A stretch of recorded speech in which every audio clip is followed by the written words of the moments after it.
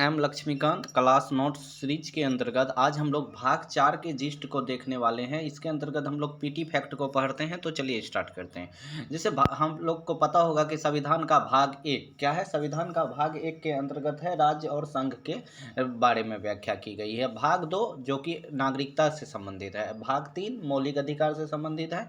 भाग 4 की अगर बात करें तो भाग 4 में नीति निर्देशक तत्व है। क्या है? नीति निर्देशक तत्व। और भाग 4 कहाँ से कहाँ तक है तो अनुच्छेद 36 से 51 तक भाग 4 के अंतर्गत आता है। तो आप लोगों को समझ में आ गई भाग 4 कहाँ से? अनुच्छेद 36 से 51 तक। तो अब देखिए राज्य का नीति निर्देशक तत्व है क्या। तो राज्य का नीति निर्देशक तत्व का राज्य को एक निर्देश है कि राज्य जब नीति बनाएगी, देखिए राज्य को क्या है, एक निर्देश है, एक सलाह है कि जब राज्य नीति बनाएगी तो इन सारे तत्वों को ख्याल में रखेगी, ध्यान में रखेगी, तब जाके कोई भी कानून या नियम बनाएगी इन तत्वों को ध्यान में रखकर। हालांकि ये जो है नीति निर्देशक तत्व तो सभी यानी न्यायालय में वाद योग्य नहीं है, मतलब न्यायालय में इसको चुनौती नहीं दी जा सकती है। इसको लागू करना अनिवार्य तो नहीं है, लेकिन राज्य इसको लागू करने का कोशिश करेगी। अब बात करते हैं नीति निर्देशक तत्व तो संविधान में लिया कहाँ से गया है। तो आप लोगों को संविधान के स्रोत के वीडियो में सब कुछ पढ़ा दिए गए हैं कि नीति निर्देशक तत्व कहाँ से लिया, सुप्रीम कोर्ट कहाँ से, राष्ट्रपति उपराष्ट्रपति ये सब पद कहाँ से ली गई है। तो आप देख सकते हैं, फिर से देख लीजिए यहाँ की नीति निर्देशक तत्व जो है आयरलैंड के संविधान से लिया गया। कहाँ से? आयरलैंड के संविधान से।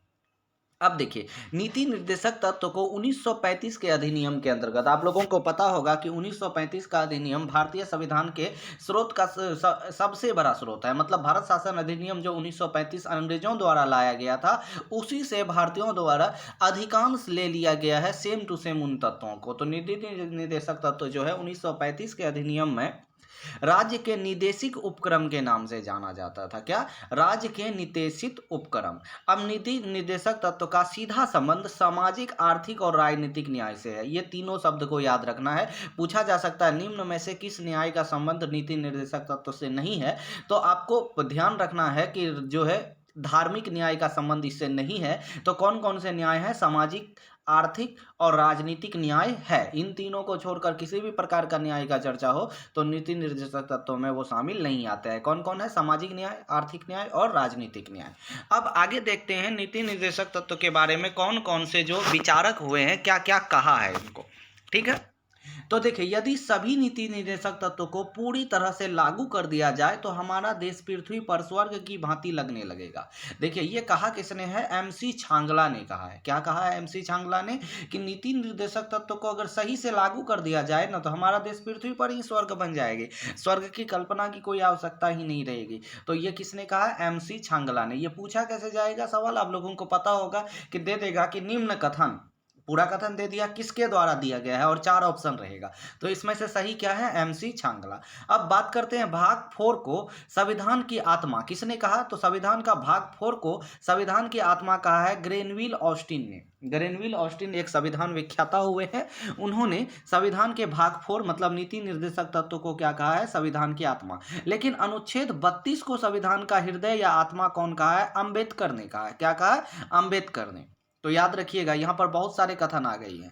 तो आपको याद रखना है कि धरती पर स्वर्ग नीति निर्देशक तत्व संबंधित एमसी छांगला, और संविधान की आत्मा भाग 4 कौन? Granville Austin. लेकिन संविधान का हृदय या आत्मा अनुच्छेद 32 को किसने कहा है? तो अंबेडकर ने। अनुच्छेद 32 आपको पता होगा कि रीट जारी करता है मौलिक अधिकार को लागू करवाने के लिए। और अनुच्छेद 21 को अंबेडकर ने यानी भीमराव अंबेडकर सर ने मेरुदंड कहा है। क्या कहा है? मेरुदंड। तो अनुच्छेद 21 को यानी 21 जो आपका प्राण और दैहिक स्वतंत्रता से संबंधित है, इसको अंबेडकर साहब ने क्या कहा है? संविधान का मेरुदंड। ये तो आपने बिल्कुल नहीं पढ़ा होगा। ये पता होगा कि संविधान का आत्मा या हृदय अनुच्छेद 32 को कहा जाता है या मौलिक अधिकार को। लेकिन भाग 4 को आत्मा ग्रेनविल ऑस्टिन ने कहा और अनुच्छेद 21 को अंबेडकर ने क्या कहा है? संविधान का मेरुदंड कहा है। स्क्रीनशॉट ले लीजिए। अब आते हैं नीति निर्देशक तत्व के कुछ प्रमुख अनुच्छेद। आपने देखा होगा कि समान कार्य के लिए समान वेतन, बात होती है कि अगर स्त्री पुरुष समान कार्य कर रहा है तो उसको समान वेतन दिया जाए। तो इसकी चर्चा कहाँ हुई है? अनुच्छेद 39D में। लेकिन बहुत जगह तो मिलता नहीं है, फिर भी कोर्ट क्यों नहीं जा पाते हैं वे लोग? इसीलिए नहीं जा पाते हैं, आपको शुरू में ही बता दिए कि नीति निर्देशक तत्व को जो है अनिवार्य रूप से लागू नहीं किया जा सकता। कोर्ट द्वारा, सुप्रीम कोर्ट या न्यायालय द्वारा इनको लागू नहीं किया जा सकता है। बस ये सरकार या राज्य सरकार के क्या है कि मन पे निर्भर है, अगर उनके पास सुविधा होगी तो वो लागू करवाएगा। लेकिन बात है कि समान कार्य के लिए समान वेतन की बात किस में कही गई है? 39D, याद रखिएगा 39D या क ख ग घ बनेगा इसे। 39 घ बोले या 39D बोले तो समान कार्य के लिए समान वेतन की बात। लोक कल्याणकारी राज्य की स्थापना कब, किस अनुच्छेद के अंतर्गत चर्चा की गई है? अनुच्छेद 38 के तहत।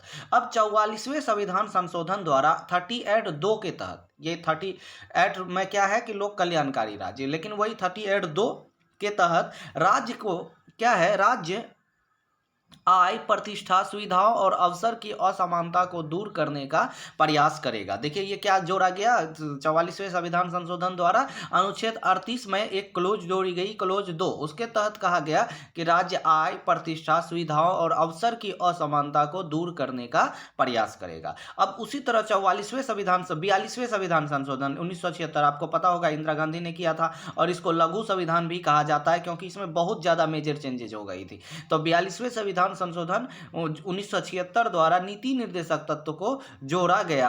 अब देखिए कि नीति निर्देशक तत्व में क्या जोड़ा गया, तो 42वें संविधान संशोधन में देखिए ये तीनों अनुच्छेद मुख्य रूप से जोड़े गए। कौन सा? एक 39A।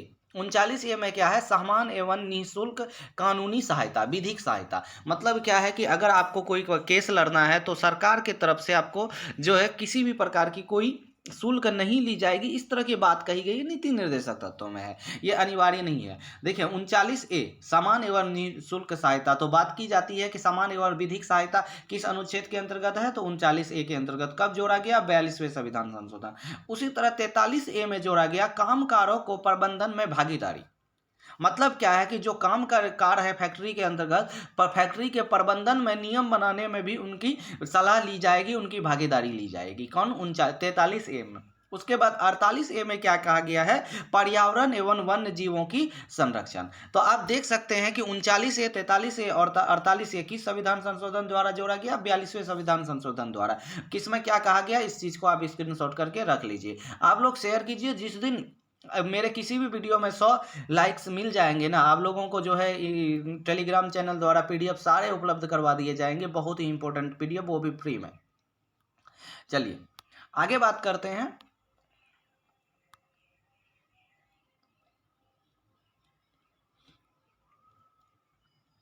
राज्य विधि का निर्माण करते वक्त नीति निर्देशक तत्व को ध्यान में रखेगा। ये चीज शुरू में बताई, ये कहाँ लिखी गई है? अनुच्छेद 37 में। देखिए है क्या 37 में?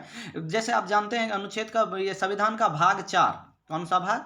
भाग 4। अनुच्छेद कहाँ से कहाँ तक है? अनुच्छेद 36 से 51 तक, 36 से 51 तक।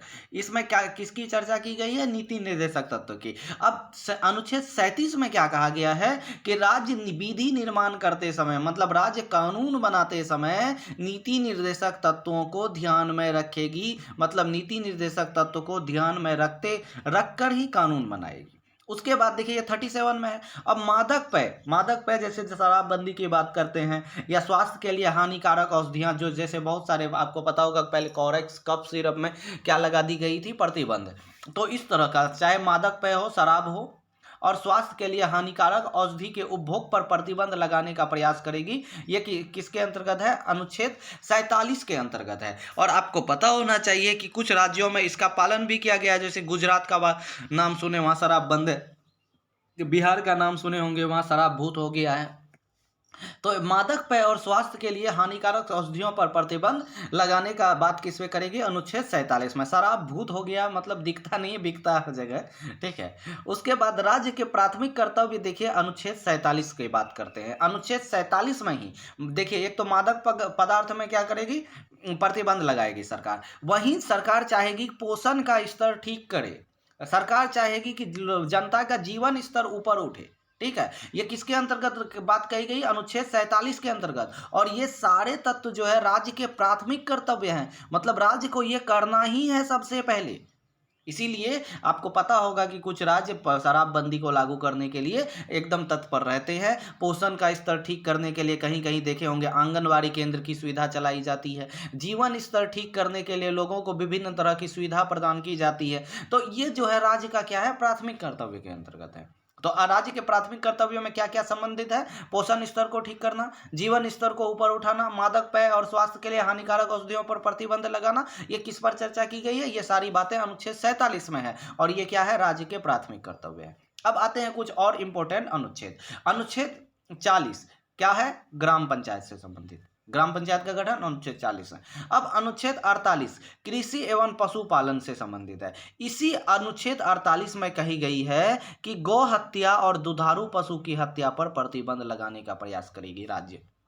किसमें कही गई है? 48 में, क्योंकि पशुपालन इसी के अंतर्गत है। और आपको पता होगा कि अभी पढ़ा है कि 42वां संविधान संशोधन 1976 द्वारा 48A जोड़ा गया, जिसमें वन एवं वन्य जीव की संरक्षण की बात कही गई है। तो अब देखिए, कृषि एवं पशुपालन अनुच्छेद 48 में है, गौ हत्या और दुधारू पशु पर प्रतिबंध लगाने की बात अनुच्छेद 48 में कही गई है, और अनुच्छेद 40 क्या है? ग्राम पंचायत के गठन से संबंधित है। अब आते हैं अनुच्छेद 46 में क्या कही गई है? अनुच्छेद 46 कहता है कि SC ST और OBC के अनुत्थान से संबंधित है, मतलब जो अनुसूचित जाति है, अनुसूचित जनजाति है और अत्यंत पिछड़ा वर्ग है या अन्य पिछड़ा वर्ग है, इसके क्या करेगी? उत्थान के कार्य राज्य करेगी।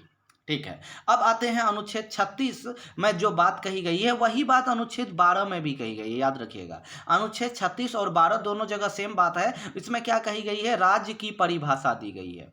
अब देखिए, अनुच्छेद 36 से 51 तक क्या है? राज्य का नीति निर्देशक तत्व है, जिसके अंतर्गत अनुच्छेद 36 में क्या कही गई? राज्य की परिभाषा है। और अनुच्छेद 37 में क्या कही? राज्य नीति बनाते वक्त क्या करेगी?